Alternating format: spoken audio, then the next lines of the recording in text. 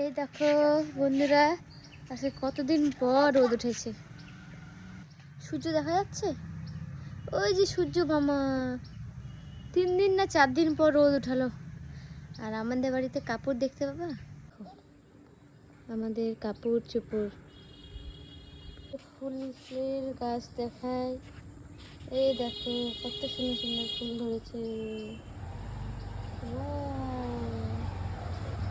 এখানে গোলাপ গাছ, সে না ও মিঠি হচ্ছে ছাদে কাপড় মেলতে আসছে। মিঠি, তুমি কাপড় মেলছো? মিঠিরও ঠান্ডা লেগেছে, ওকে সোয়েটার পরাই দিচ্ছি।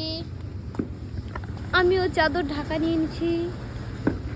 মিঠি, তুমি কাপড় মেলছো?